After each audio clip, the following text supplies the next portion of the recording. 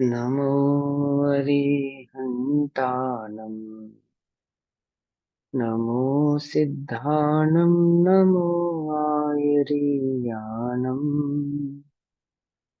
नमो वज्रायाणम् नमो लोये सव्वसाहूनम्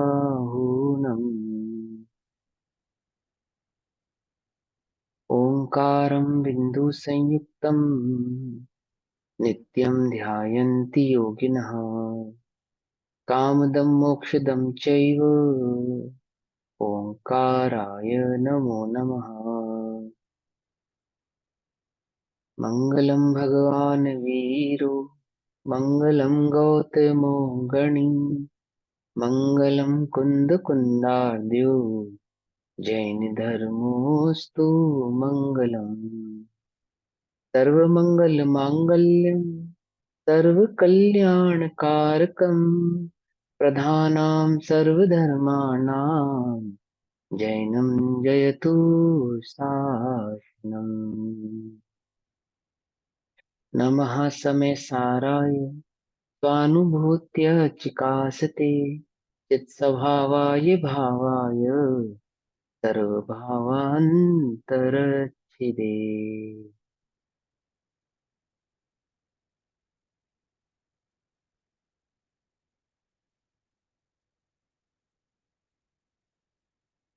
हमारी कक्षा का विषय चल रहा है श्री समय सारजी ग्रंथ और श्री समय सारजी का स्वाध्याय हम सभी आचार्य अमृतचंद्र देव द्वारा रचित आत्मख्याति टीका के माध्यम से कर रहे हैं। आत्मख्याति टीका में कर्ता कर्म अधिकार पेज नंबर 223 223 श्लोक नंबर 84 श्लोक नंबर 84 से हमारा स्वाध्याय चलना है। ठीक है ना। 83 नंबर श्लोक तक हमने अभी स्वाध्याय किया है। आचार्य देव हमें समझा रहे हैं कि जो समय सार जी की शैली है ना, इसमें निश्चय और व्यवहार के माध्यम से बात को शुरू किया गया था कि निश्चय और व्यवहार द्वारा वस्तु स्वरूप को बतलाया गया है, परंतु वस्तु का स्वरूप व्यवहारात्मक नहीं है और निश्चय के माध्यम से हम वस्तु के स्वरूप की आपको खबर कराते हैं, उसका भाव समझाते हैं। अब यहाँ आचार्य देव कह रहे हैं कि भैया व्यवहार तो वस्तु का स्वरूप बतलाता ही नहीं, परंतु निश्चय भी वस्तु का स्वरूप नहीं है, अर्थात वस्तु नहीं है। वस्तु का स्वरूप नहीं है, दैट मीन्स वस्तु नहीं है। आपको यदि वस्तु का अनुभव करना है, वस्तु अर्थात आत्मा का अनुभव करना है, आत्मा के स्वरूप को समझना है, उसको प्रकट करना है, प्राप्त करना है, तो निश्चय और व्यवहार दोनों ही नयों को छोड़कर एकमात्र वस्तु की दृष्टि, आत्मा की दृष्टि करने पर ही आत्म अनुभव प्रकट हो सकता है, आत्मा की प्राप्ति हो सकती है। ये बात ठीक है कि व्यवहार तो ग्रहण करने योग्य नहीं है, परंतु निश्चय भी ग्रहण करने योग्य नहीं है। ये बात इन श्लोकों के माध्यम से आचार्य देव हमको समझा रहे हैं। अब ग्रहण करने योग्य नहीं है का मतलब यह है कि यह आत्मा निश्चय से वैरागी है और आत्मा व्यवहार से रागी है, ऐसे भाव को छोड़कर आत्मा तो बस आत्मा है। ठीक है ना। आत्मा तो बस कैसा है, चैतन्य मात्र है, चिचित देव, चित्त देव, चिचित देव अर्थात चैतन्य स्वरूप, चिति शक्ति वाला चैतन्य स्वरूपी भगवान आत्मा सिर्फ चैतन्य भाव मात्र है। ना वह रागी है, ना वह वितरागी है, ना वह बंध है, ना वह अबंध है। ठीक है ना। ना वह भोगता है, ना वह अभोगता है। आदि आदि भावों से के भाव को ना समझ दृष्टि करते हुए एक चैतन्य स्वभाव की मात्र हमको दृष्टि करनी चाहिए।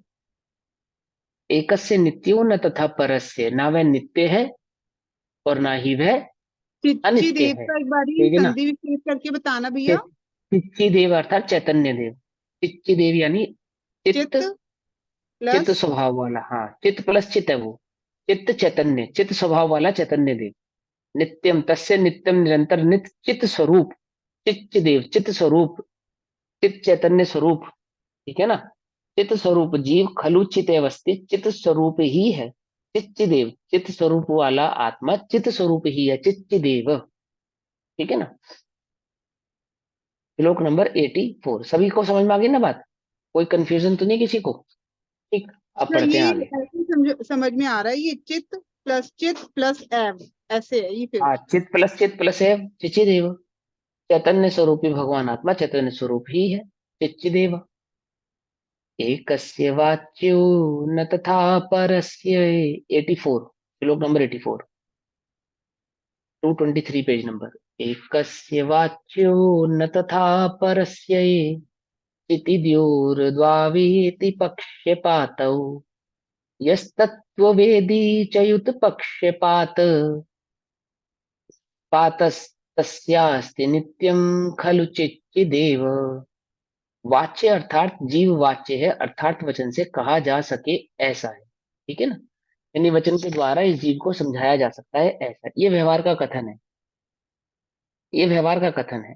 परंतु एक ऐसा एक न्याय का पक्ष है, और न तथा जीव वाच्य वचनागोचर नहीं, अर्थात वचन के द्वारा नहीं कहा जा सकता, वचन के द्वारा नहीं कहा जा सकता। कैसा है? अवाच्य है, वचनागोचर नहीं है, वचनों में नहीं आ सकता। कैसा है? वह तो अनुभव से ही मात्र जाना जा सकता है, अनुभव से ही उसको समझा जा सकता है।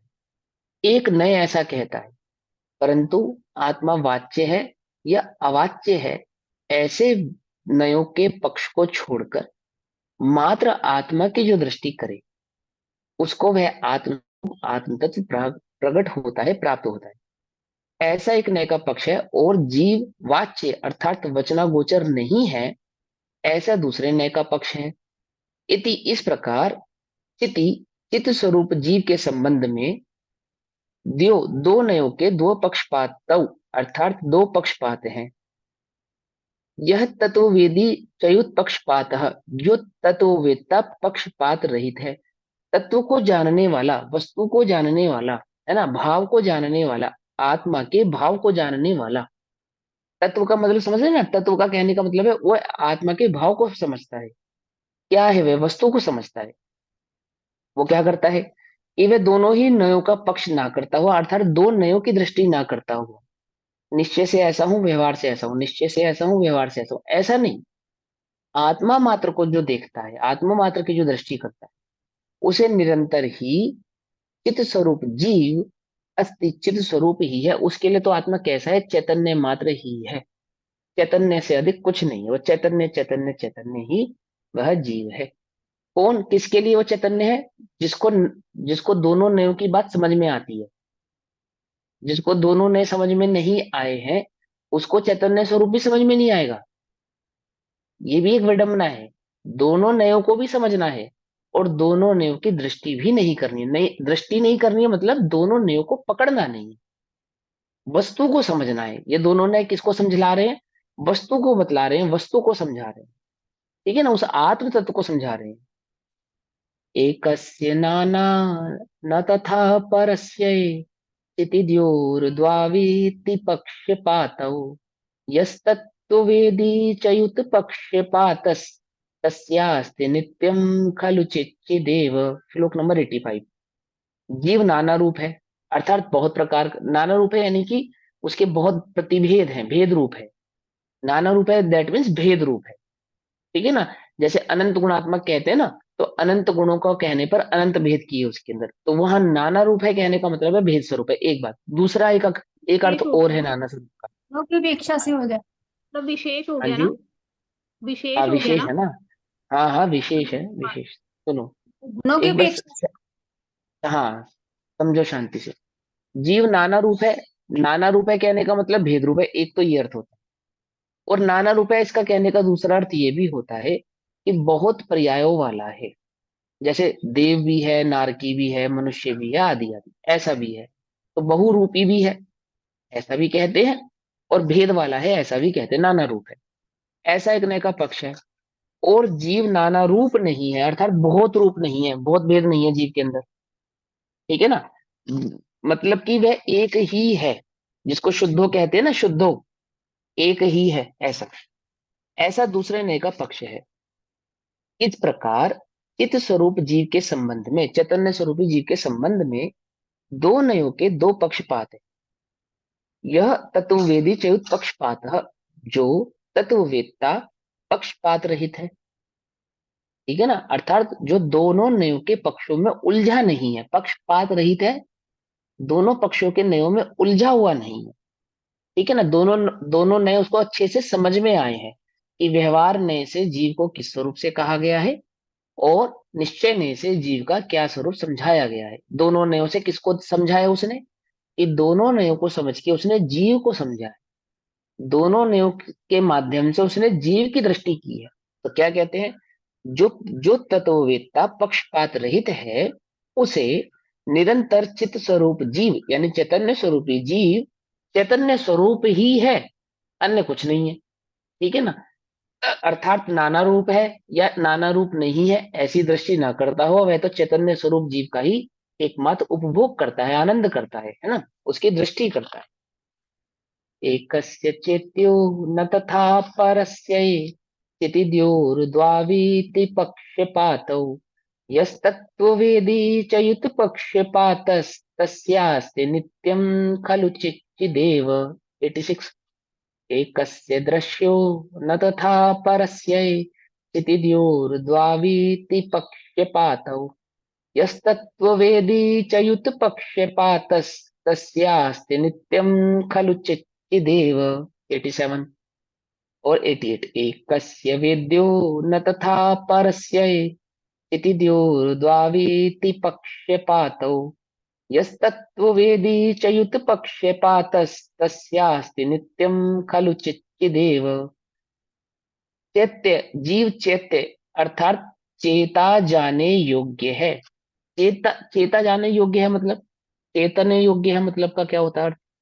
अनुभव करने इत- योग्य। नहीं जानने नहीं वाला, नहीं नहीं। जानने वाला। तो हाँ जानने वाला मतलब चेतने में आने वाला है, जानने में आने वाला है। ठीक है ना, ऐसा कहते हैं। लेकिन एक नए ऐसा भी है जो कहता है कि चेतने योग्य नहीं है, मतलब नहीं जाना जा सकता, ऐसा भी है। ठीक है ना। मतलब नयों की सूक्ष्मता के आधार से समझना कि व्यवहार नय कहता है कि ये जीव है, मैं जीव हूं तुम जीव हो, और निश्चय ने कहता है जीवरूपी है, ऐसे नहीं जाना जा सकता।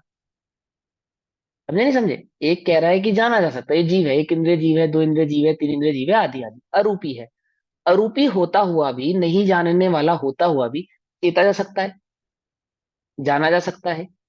ठीक है ना। तो एक नय कहता है कि जीव चैत्य है, और एक जीव कहता है कि जीव चैत्य नहीं है, अर्थात अचैत्य है।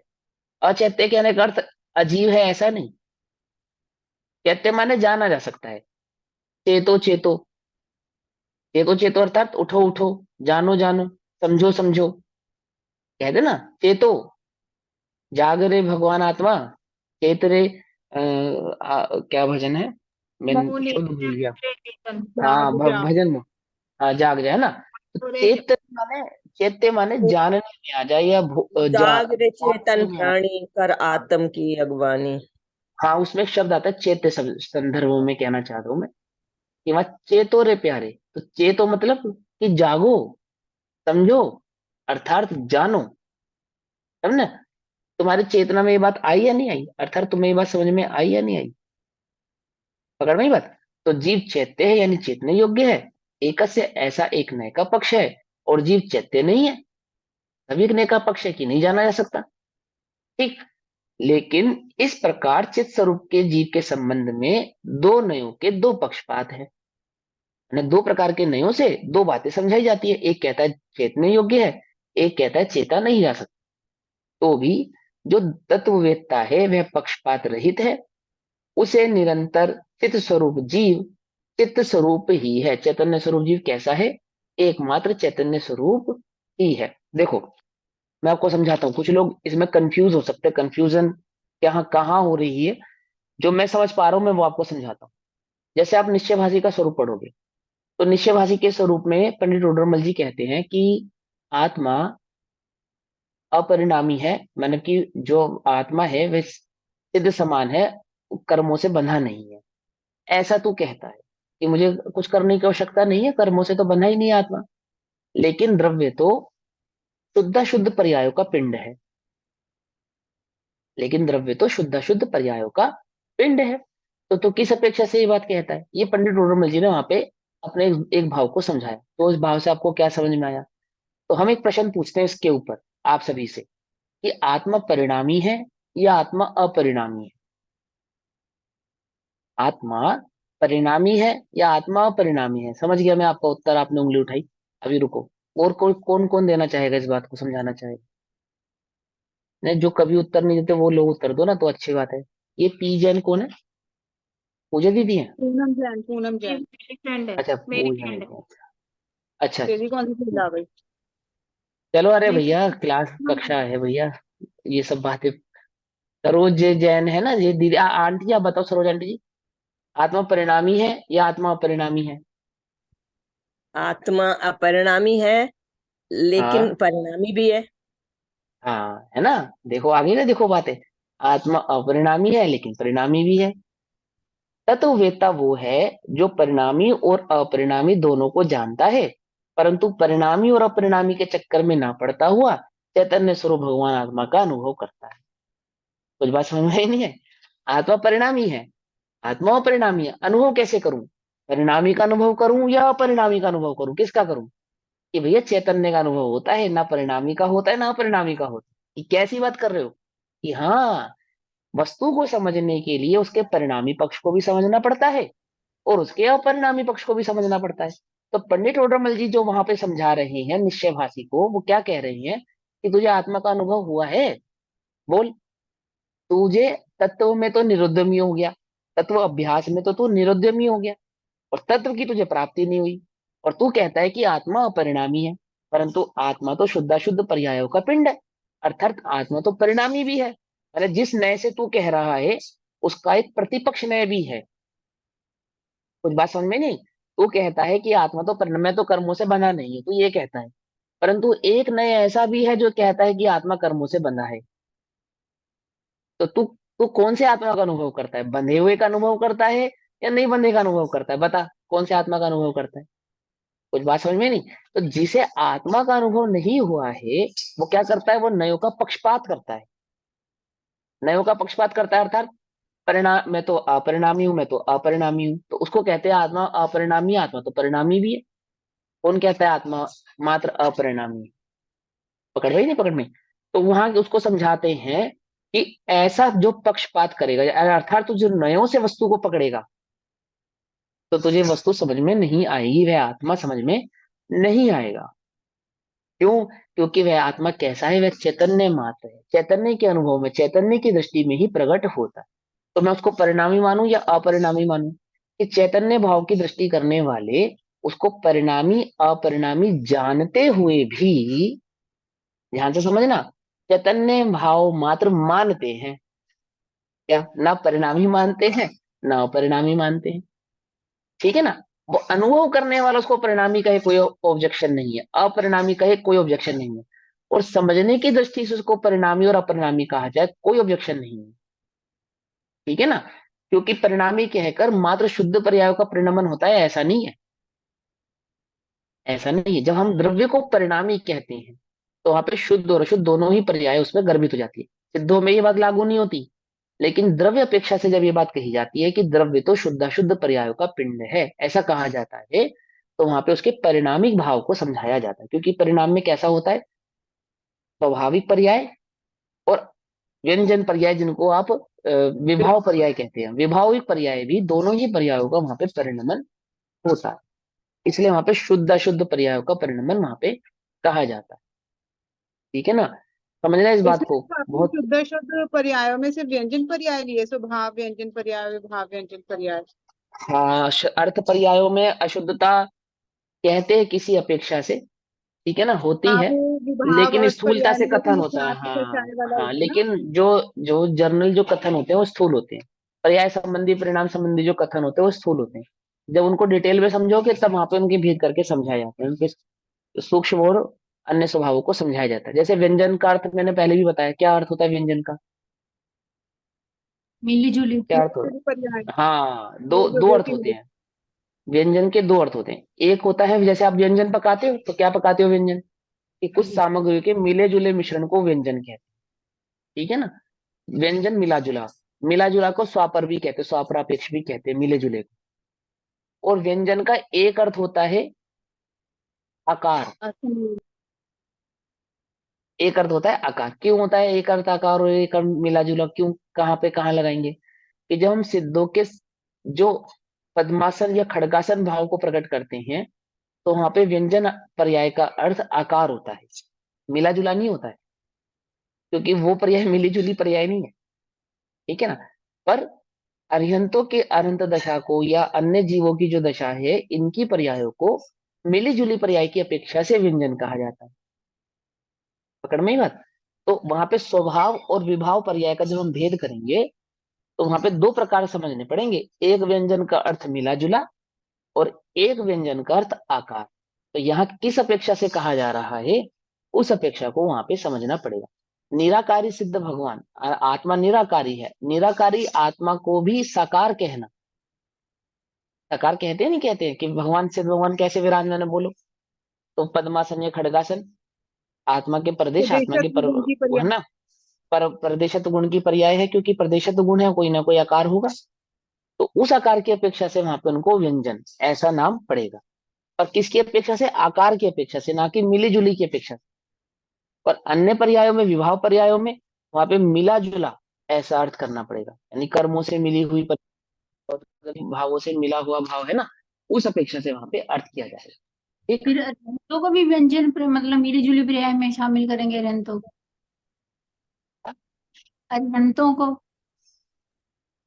अरिहंतों सिद्धों की व्यंजन पर्याय है ना, अरिहंत सिद्धों की भी कही जाएगी, उसमें कोई की आपत्ति नहीं है। शरीर की वजह से आकार मतलब की अपेक्षा से कही, अरिहंतों की से कहा जाएगा, आवाज नहीं सिद्धों आ रही आकार की आपकी। अपेक्षा से। अरिहंतों की शरीर की अपेक्षा से और सिद्धों की आकार की अपेक्षा से। ठीक है। हाँ। तो अब जो दोनों न्यायों को, यानी कि दोनों न्यायों के पक्ष को समझते हैं, लेकिन दोनों न्यायों के पक्षों में उलझते नहीं है। उलझते नहीं है, किसका अनुभव करते हैं, वो चैतन्य भाव मात्र का अनुभव करते हैं। ठीक है ना। जब हम आत्मा को अपरिणामी कहें, तो वहां पे आत्मा को मात्र अपरिणामी ऐसा नहीं मानना, सियादवाद ऐसा नहीं है। अब एकांत सम्यक एकांत की अपेक्षा से उसको अपरिणामी भी कहते हैं, उसमें भी दोष नहीं है। परंतु वह सम्यक एकांत किसके लिए सम्यक है, जिसकी दृष्टि चैतन्य पर है। आचार्य देव ये समझाते हैं कि हम निश्चय ने की मुख्यता से और व्यवहार ने को गुण करके समय सार में समय स्वरूपी आत्मा का कथन करते हैं।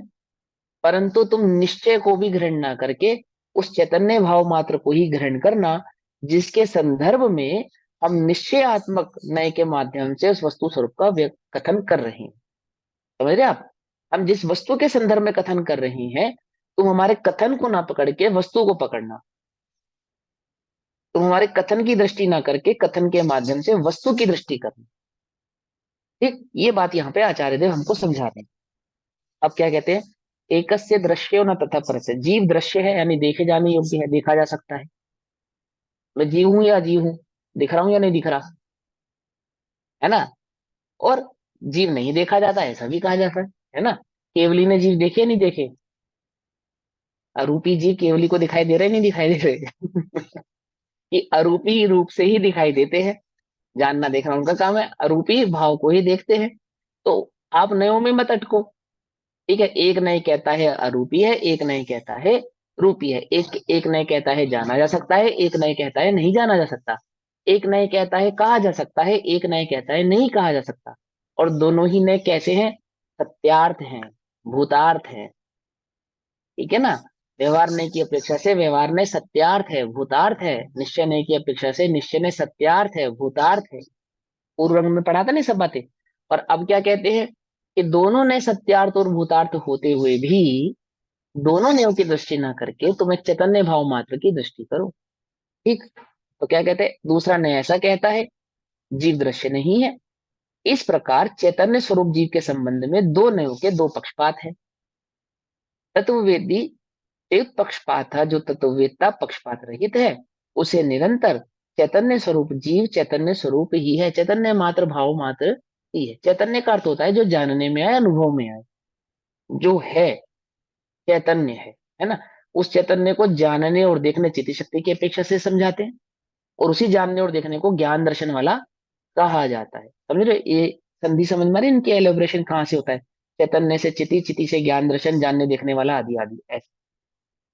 फिर क्या कहते हैं कि एकस्य वेदो न परस्य, कि जीव वेद्य वेदन में आने योग्य है, ज्ञात होने योग्य है। अब ये वेदन में आने योग्य है का मतलब समझ रहे हो, अनुभव में आने योग्य है। लेकिन एक ने ऐसा भी है, कहता है अनुभव में भी नहीं आता वेदा नहीं जाता उसको। अब यहाँ पे वेदन कहने की अपेक्षा को समझना, जैसे तुम्हें सुख और दुख का वेदन होता है ऐसे सुख और दुख के वेदन में आत्मा का वेदन ऐसा नहीं होता है कि मुझे चोट लगी और चोट का वेदन हुआ, या ठंडी हवा का वेदन हुआ, आदि आदि जो वेदन हुए, ऐसे वेदन नहीं होता उस आत्मा, ऐसे नहीं उसका भोगना होता। जैसे तुम्हें कर्म आदि उदय का वेदन होता है ना। कौन सा कर्म है ये? 8 कर्मों में वेदनीय कर्म। तो जैसे वेदनीय कर्म का अनुभव होता है, ऐसे आत्मा का अनुभव होता है, ऐसा नहीं है। एक कहता है इसी प्रकार से अनुभव होता है, क्योंकि समझाना है ना। आत्मा को समझाने के लिए हम कैसे समझाएंगे? सिद्धों के सुख को किससे तुलना करेंगे? इस स्वर्ग के देवों के सुखों से भी तुलना की जाएगी, अन्य अन्य सुखों से भी उसकी तुलना की जाएगी, है ना। और निश्चिंतता आदि के सुखों से उसकी तुलना की जाएगी, वितराग भाव आदि के सुखों की से तुलनात्मक। जिसको जगत में जीव सुख जानता है, उस सुख से और निराकुल सुख की क्या करेंगे? तुलना करेंगे। तो उस अपेक्षा से क्या कहेंगे? तुमने वो सुख है ना, उससे भी अनंत गुना सुख सिद्धों को, ऐसा सुख है उससे भी अनंत गुना सुख सिद्धों को भी। लेकिन एक ने ऐसा कहता है कि वो जिस प्रकार अन्य कर्म वेदने में आते हैं, संसार का सुख वेदन करने में आता है, आत्मा को सुख इस प्रकार से वेदन करने में नहीं आता। समझे ना, वो ऐसे वेदन में नहीं किया जाता, क्योंकि वेदनीय कर्म का तो अभाव है। क्या कहा? कुछ बात समझ में नहीं? तो वेदनीय कर्म का अभाव है कहाँ? सिद्धत्व में। सिद्ध में वेदनीय कर्म का अभाव है ना। तो जब वेदनीय कर्म का अभाव होगा, तो वेदन किस अपेक्षा से होगा? कुछ बात समझ में आ रही है नहीं आ रही है? मेरी बात समझ में नहीं आ रही थी, मुझे पता है कि तुम जिसको वेदन समझते हो, स्पर्श गुण की पर्याय, उस स्पर्श गुण की पर्याय जैसा वेदन करने में नहीं आता है आत्मा। वहां जानने भर को ही वेदन करना कहते हैं। बात समझ में नहीं? जानने भर को ही। वहां पे सुख का वेदन, ऐसे सुख का वेदन नहीं कि तुम्हारे सर से कोई बोझ उतर जाए, ऐसा अनुभव नहीं है वहां पे कि मैं बहुत दुखी था, तो उसकी अनुभूति हुई कि मेरी एक परेशानी का समाधान हो गया, हल हो गया। हाँ, समाधान हो गया। तो जब परेशान थे, जब बहुत दुखी थे, और समाधान होने के बाद क्या होता है? शांति होती नहीं होती अंदर में?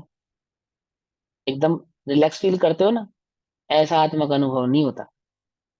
कुछ बात समझ में आई या नहीं समझ में आई? कि वहां जो थोड़ी देर पहले, कुछ देर पहले जो आप दुख का वेदन कर रहे थे, और उस दुख के दूर होने के बाद जिस प्रकार के सुख का वेदन इस पर्याय में आप कर रहे हो, आत्मा का वेदन इस प्रकार से नहीं होता। तो फिर किस प्रकार से होता है? समझे ना? फिर जानना ही वहां वेदन, चैतन्य भाव मात्र का चैतन्य भाव मात्र रूप से जानना ही उसका मूलतः वेदन करना है। तो एक नए कहता है कि वेदन किया जा सकता है, और एक नए कहता है कि वेदन नहीं होता। जो वेदन नहीं होता वाला नए है ना, वो उस भाव को समझा रहा है कि तुम जिसे वेदन समझते हो, वैसा वेदन नहीं होता। पकड़ में ही बात? अनुभव रूप जो नए वेदन तुमसे होगा, कह रहा है। सुख दुख अब रूप वेदन अनुभव नहीं किसको होगा। कहते हैं? अब अनुभव किसको कहते हैं? जिसको तुम अनुभव समझ रहे हो, ऐसा अनुभव नहीं है वहां पे। क्योंकि अनुभव तो तुम्हें इस वक्त भी तुम्हारे चैतन्य भाव का हो रहा है, पर तुम्हारी दृष्टि में आ रहा है। वहां अनुभव का मतलब क्या है? वहां अनुभव का मतलब, जैसे मैंने अतीन्द्रिय कहा ना, भाव। ठंडी और गर्मी का अनुभव होता है, ऐसा नहीं है, वो अतीन्द्रिय है। तुम जिस अनुभव के अभी ज्ञाता हो, जान रहे हो, वो इंद्रिय इंद्रिय के संदर्भ में है, और वो अतीन्द्रिय है वह अनुभव। सम्यक दर्शन मतलब सम्यक दृष्टि हो, सम्यक दृष्टि न कहता अनुभव। हाँ, सब में अनुभव गम्य है ना, बात तो वही है। हम फिर वो अनुभव अनुभव गम्य कहते नहीं है हैं। उसका, वो नहीं समझ लगा, अनुभव नहीं हो रहा तो उसका क्या। हाँ हाँ, समझो समझो।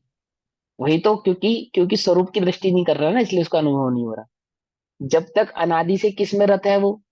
व्यवहार में रत है। व्यवहार में रत है यानी कि पर में रत। ठीक है। और पर को निज रूप जान रहा है। तो पर को निज रूप जानने के कारण पर के सभी भावों को निज रूप करता है। यानी स्पर्श रस गंध वर्ण आदि जो पर की पर्याय हैं, उसी को जानना वह समझता है। स्पर्श रस गंध वर्ण आदि को ही वह जानना समझता है। स्पर्श रस गंध वर्ण को ही वह अनुभव समझता है। स्पर्श रस गंध वर्ण की पर्यायों को ही सुख दुख के आधार से वह जानता है। लेकिन यहाँ पे स्पर्श रस गंध वर्ण के अभाव रूप जो जानना है, कुछ बात समझ में आई या नहीं समझ में आई?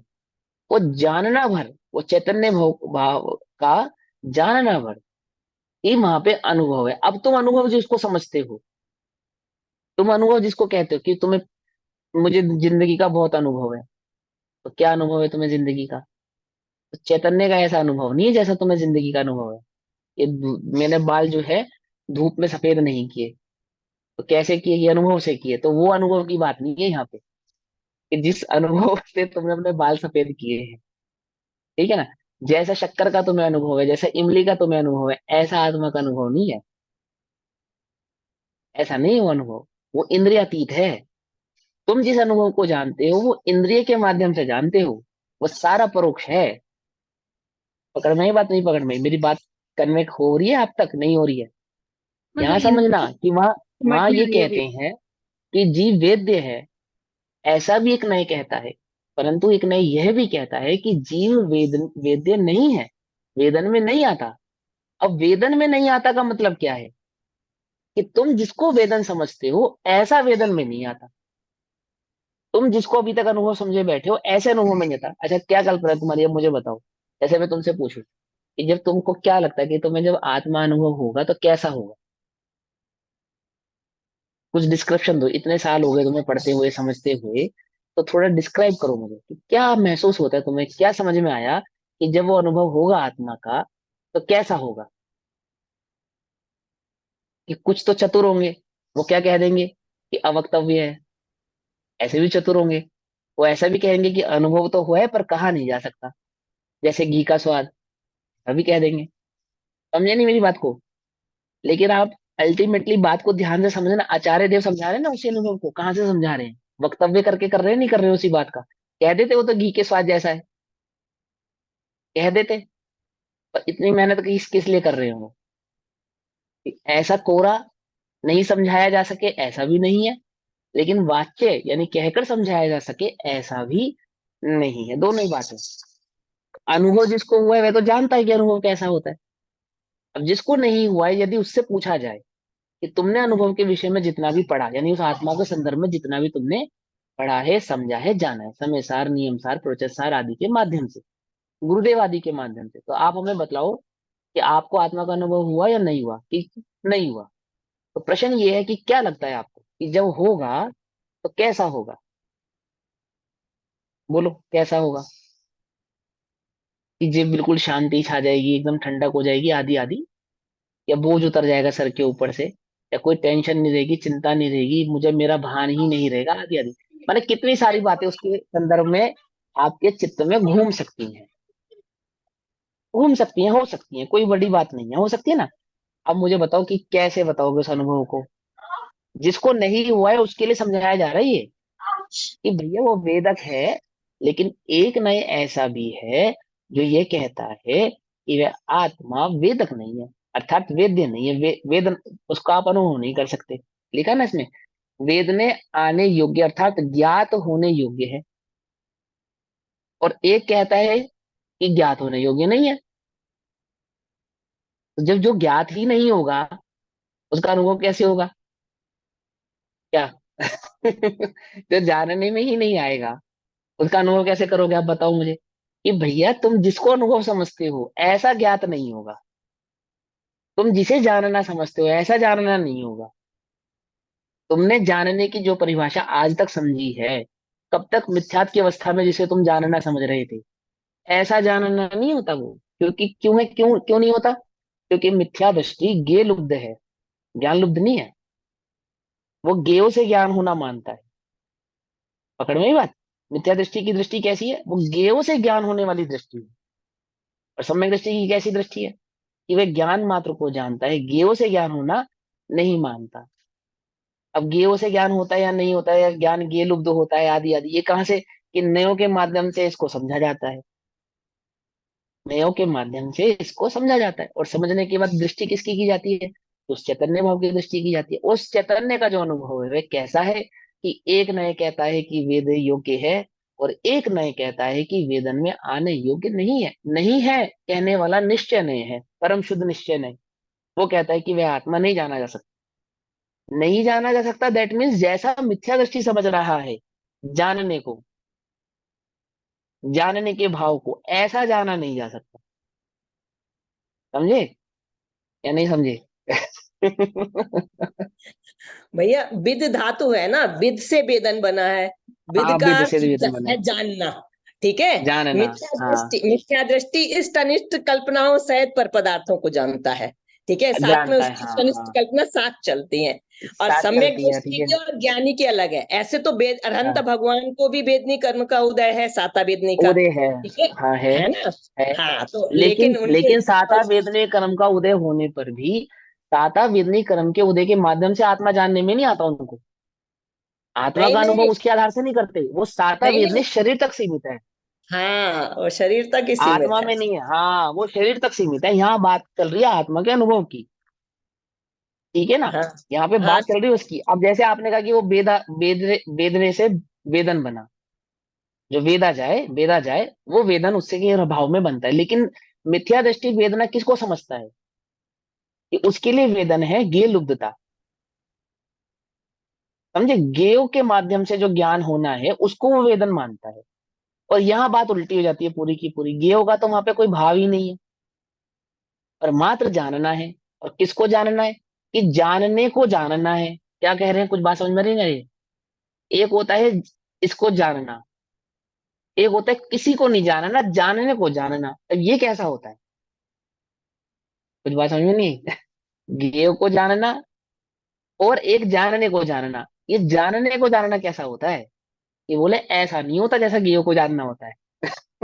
और हम कहेंगे तो ऐसा ही कि जैसे गेय को जानता है ऐसे आत्मा मात्र को जानता है। लेकिन आत्मा गेय भाव रूप से नहीं है वहां पे।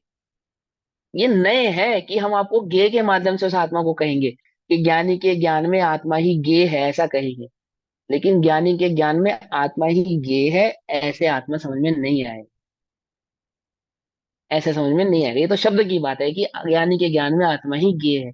लेकिन जैसे गेय को जानता है ऐसे जानने को जानता है। कुछ बात पकड़ में आई या नहीं पकड़ में आई? आंख देखती है, देखने को देखना। आंख जिसको देखती है उसको नहीं देखना, आंख देखती है। देखने को देखना, कैसे देखोगे बोलो?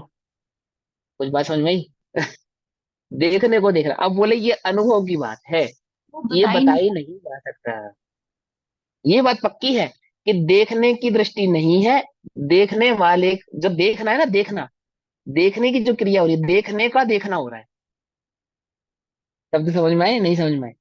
आंख किसी को देखेगी, इसको कहेंगे देखना। हम कह रहे हैं कि किसी को नहीं देखना पर देखने को देखना। अब देखने को कैसे देखा जाएगा बोलो? अभी कुछ बात समझ में नहीं। अब वक्तव्य कैसे हुआ, वाच्य ज्ञान कैसे का होता वेदन होगा? करना। ज्ञान, ज्ञान का मतलब क्या होता है? अपने जानना और ही देखना ही ज्ञान आत्मा होता में, है। अपने सुनो, उपयोग में। आप समझो ध्यान से। ज्ञान मतलब जानना और देखना। हम्म। ज्ञान मतलब जानना देखना अलग और ज्ञान अलग, ऐसा नहीं।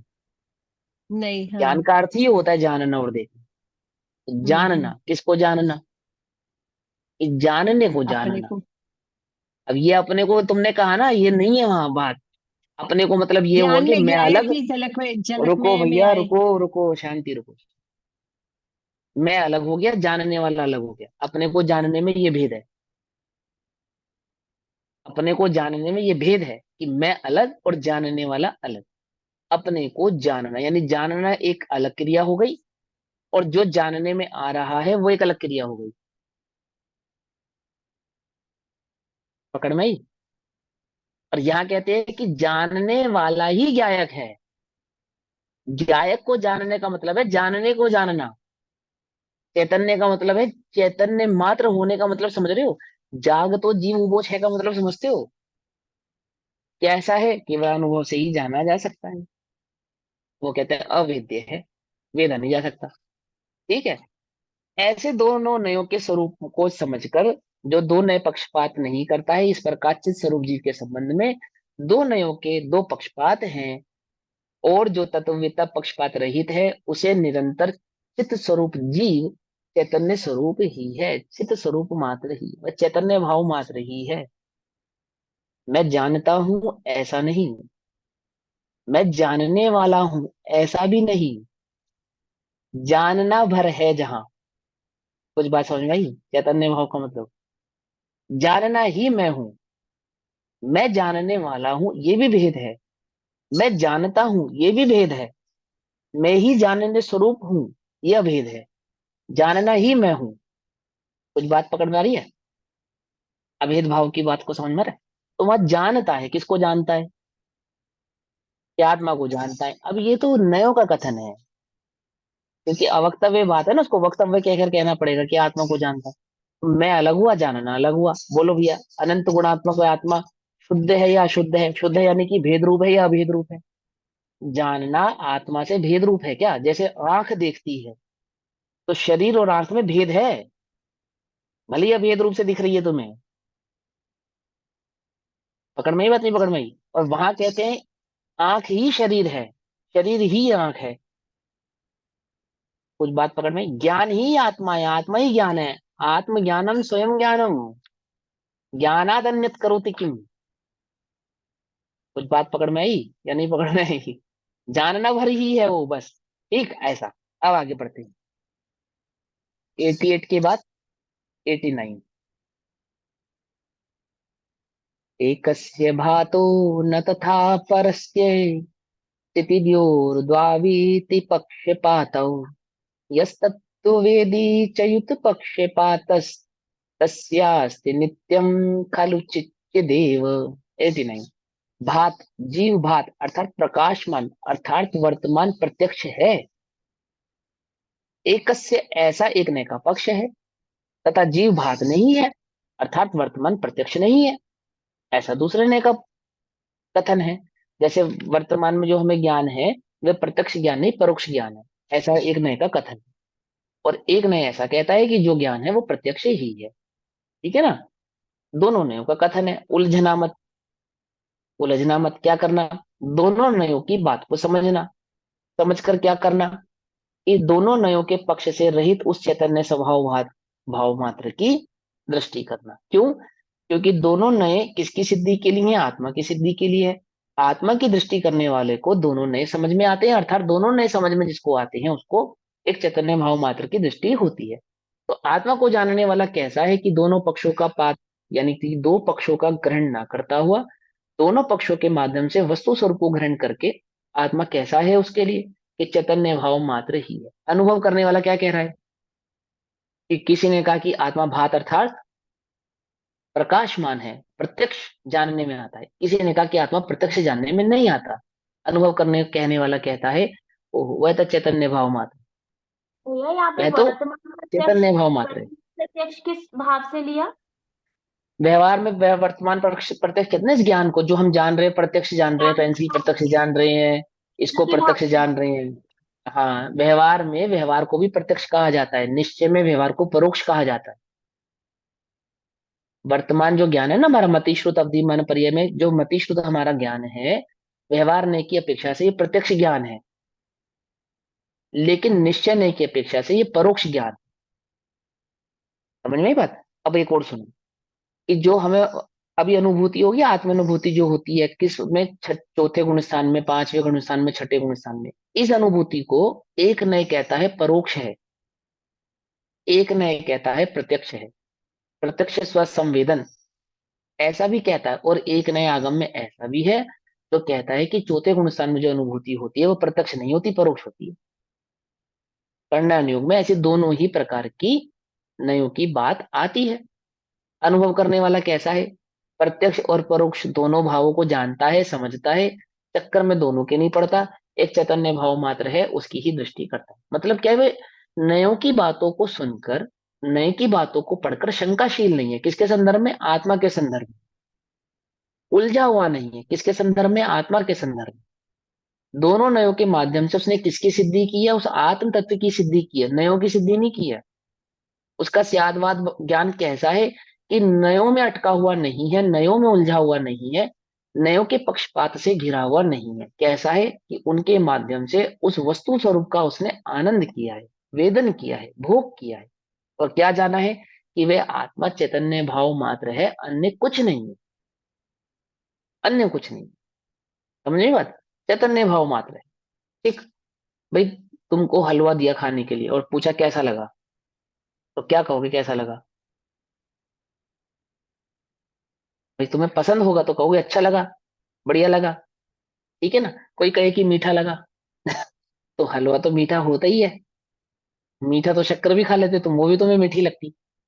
इवन नहीं, वो शक्कर जैसा मजा नहीं है, हलवे का मजा अलग है। तो मीठा, ये बात तो ठीक है, शक्कर जैसा ही मीठा है, पर हलवे की बात अलग है। मुझे कुछ बात नहीं समझ में, मैंने वो अनुभव करने वाला जिसका मजा ले रहा है, आनंद ले रहा है, वो किस चक्कर में नहीं पड़ रहा, शक्कर की मिठास, अन्य मिठास, आदि आदि मिठासों के चक्कर में नहीं पड़ रहा। वो सब जानता है कि ये मिठास शक्कर से ही आई है, ऐसा नहीं है उसको नहीं मालूम। क्या, हलवे की मिठास शक्कर से ही आई है, ये बात जानता है, लेकिन कहाँ नहीं अटका, उसके आनंद में ये नहीं अटका, शक्कर से तो मिठास आ रही, इतनी मेहनत काय को करी, शक्कर ही खा लेते। ऐसा तो नहीं कर रहा, किसका मजा ले रहा है, हलवे का मजा ले रहा है। ऐसी आत्मा को जानने वाला, ये निश्चय से ऐसा है, व्यवहार से ऐसा है, निश्चय से ऐसा है, व्यवहार से ऐसे पक्षों में नहीं अटका। उसने किसकी सिद्धि की है, उस आत्मा की सिद्धि की है। क्या सिद्धि की है, कि वो चैतन्य भाव मात्र ही है, अन्य कुछ नहीं। ठीक। अब वसंतली का श्लोक नंबर 90। हाँ, श्लोक नंबर 90 क्या कहते हैं। बुद्ध, श्लोक पढ़ते हुए, बद्ध अबद्ध मूढ़ अमूढ़ रागी अरागी द्वेषी अद्वेषी। बद्ध अबद्ध, बंधा हुआ है नहीं बंधा है, मूढ़ अमूढ़, मोही है मोही नहीं है, रागी अरागी, राग वाला है राग वाला नहीं है, द्वेषी अद्वेषी, द्वेष वाला है द्वेष वाला नहीं है, करता है अथवा करता नहीं है, भोगता है या भोगता नहीं है। एक जीव कहता है जीव है, एक नय कहता है जीव है, और एक नय कहता है अजीव है। एक नय कहता है सूक्ष्म है, एक नय कहता है स्थूल है। एक नय कहता है कारण है, एक नय कहता है अकारण है। एक नय कहता है कार्य है, और एक नय कहता है अकार्य है। एक नय कहता है भाव है, एक नय कहता है अभाव है। एक कहता है एक है, एक कहता है अनेक है। शांत है, अनंत है, नित्य है, अनित्य है, वाच्य है, अवाच्य है, नाना है, अनाना है, चेत्य है, अचेत्य है, दृश्य है, अदृश्य है, वेद्य है, अवेद्य है, भात है, अभात है, इत्यादि नयों के पक्षपात हैं। दो नय दो प्रकार की बात करते हैं, और कैसे हैं, एक दूसरे से विरुद्ध भाषित होते हैं, पक्षपाती नजर आते हैं। देखने वाला कहता है दिखाई दे रहा है, दूसरा कहता है नहीं दिखाई दे रहा है, एक कह रहा है जानने में आ रहा है, एक कह रहा है नहीं जानने में आ रहा है, पक्षपाती है। ठीक है। जो पुरुष नयों के कथनानुसार यथा योग्य विवक्षा पूर्वक, कि कहाँ किस विवक्षा को कहा गया है और किस अपेक्षा से कहा गया है, ठीक है ना, विवक्षा को समझता है। तत्व का वस्तु स्वरूप का निर्णय करके, अर्थात आत्मा का निर्णय करके, वस्तु का निर्णय करके, तत्व का निर्णय करके, अर्थात समय का निर्णय करके, आत्मा का निर्णय, नयों के पक्षपातों को छोड़ता है। निर्णय किसका करना था उसको, आत्मा का। किसका निर्णय करने लग गए, नयों का। वो बोले नयों का निर्णय मत करो, नयों के माध्यम से आत्मा का निर्णय करो। ठीक। कि कौन सा नय किस अपेक्षा से किस बात को किस संदर्भ में कह रहा है। जैसे क्या है शंका, ये देखो इसमें, ये देखो स्पष्ट तो लिखा है आत्मा दिखाई देता है, देखो दिखाई तो दे रहा, अनुभव में आता है। ऐसे नहीं, वहां किस अपेक्षा से कहा था, वहां किस अपेक्षा से कहा था, इसको समझ लो। निर्णय किसका करना था, निर्णय नयों का नहीं करना था, निर्णय तो आत्मा का करना था, तत्व का करना। तो तत्व का निर्णय करके, वस्तु स्वरूप का निर्णय करके, नयों के पक्षपात को छोड़ता है। छोड़ता है मतलब नयों को गौण कर देता है। नयों को छोड़ता है मतलब नयों को गौण कर देता है। उसे चित्त स्वरूप जीव का चित्त स्वरूप अनुभव होता है, यानी चैतन्य स्वरूप जीव का कैसा अनुभव होता है, एक चैतन्य भाव मात्र ही अनुभव होता है। इसी चैतन्य भाव को ज्ञाता दृष्टा ऐसा कहते हैं। हूँ स्वतंत्र निश्चल निष्काम, ज्ञाता दृष्टा आत्मराम। ज्ञान दर्शन ही एकमात्र मेरा काम है, मात्र जानना मेरा काम, ये सब आपने सुना है ना। मात्र जानना मेरा काम, ज्ञाता दृष्टा मेरा नाम, जानने देखने के सिवा जीव कुछ नहीं कर सकता, ज्ञान अन्यत करोति की मादियात। ये सब क्या है, एक चैतन्य भाव की इंगित इशारा करने वाले शब्द हैं। ये सब एक चैतन्य भाव मात्र जीव को समझा रहे हैं कि जीव कैसा है, कि चैतन्य भाव मात्र। चैतन्य भाव मात्र कहने का मतलब कैसा है, ज्ञाता दृष्टा है, जानने वाला है, आदि। जीव में अनेक साधारण धर्म है, परंतु चित्त स्वभाव उसका प्रकट, अनुभव गोचर, असाधारण धर्म है। क्या कहते हैं, जीव में अनेक साधारण धर्म है। साधारण धर्म है मतलब कि जैसे ना कि बद्ध बद्ध मूढ़ मूढ़ रागी द्वेषी आदि आदि ऐसे, है ना। तो कहते हैं ऐसे बहुत सारे साधारण धर्म हैं। साधारण धर्म जो क्षुद्रव्यों में पाए जाते हैं, साधारण धर्म जो सभी वस्तुओं में पाए जाते हैं। लेकिन एक चैतन्य ऐसा धर्म है, चैतन्य ऐसा भाव है, ऐसा गुण है कि वो मात्र जीव में ही पाया जाता है। उपयोगस्य लक्षणम, है ना, उपयोग लक्षण वाला है। वह जानने देखने वाला लक्षण तो एकमात्र जीव में ही पाया जाता, असाधारण, विशेष, मुख्य, असामान्य। तो क्या कहते हैं कि चित्त स्वभाव उसका प्रगट, अनुभव गोचर, प्रगट भी है, वह जानना देखने वाला भाव प्रगट भी है, अनुभव से जाना जा सकता है, अनुभव गोचर, असाधारण धर्म है, इसलिए उसे मुख्य करके यहाँ जीव को चित्त स्वरूप कहा है। उस असाधारण गुण को मुख्य करके, है ना, उसके चैतन्य भाव को मुख्य करके यहाँ इस बात से कथन किया है, इन नयों की परिपाटी में इसको समझना, एक चैतन्य भाव मात्र जीव को ही समझना है। एक चैतन्य भाव मात्र की जीव की दृष्टि किए बिना वह चैतन्य स्वरूपी भगवान आत्मा अनुभव में आता नहीं है। अब उपरोक्त 20 कलशों के कथन का उपसंहार करते माना उनको एक मोती की माला की तरह पिरो के आपके सामने प्रस्तुत करते हैं, उसको समझाते हैं कि उसका एक समरी करते हैं, है ना। तो क्या कहते हैं, अब ये वसंत अली का नाम का 90 नंबर का श्लोक है, तो 90 नंबर का जो श्लोक है ये हम कल पढ़ेंगे, अभी समय हुआ, तब तक के लिए सभी को जय जिनेंद्र। 90 और 90 मैंने दोनों श्लोक उसी भाव को समझाने के लिए, ठीक है ना। तो अभी तक समझ में आया, गाथा श्लोक नंबर 89 तक क्या भाव समझा रहे हैं कि जो पक्षों के यानी कि नयों के परिपाटी में, नयों में ना उलझकर नयों के माध्यम से वस्तु को सिद्ध करता है, सरल करता है, उसकी सिद्धि करता है। तो वो कैसा है कि वह चैतन्य भाव मात्र आत्मा को जानता है, समझे ना, उसकी दृष्टि एक चैतन्य भाव मात्र की आत्मा पर होने से उस चैतन्य स्वरूपी आत्मा का वह अनुभव करता है। किस चक्कर में नहीं पड़ता कि बंधा है या नहीं बंधा है, मोही है या नहीं मोही है या रागी नहीं है, ऐसे चक्कर में ना पड़ता, वो उस चैतन्य भाव का ही वेदन करता है, अनुभव करता है। ठीक, इस बात को आचार्य देव ने यहाँ समझाया, बाकी चर्चा हम कल करें। ओम नमः सिद्धेभ्य। निज निधि निज में बताई, यह अनंत उपकार है, उसके लिए जिनवाणी माँ को वंदना शतबार। नमो।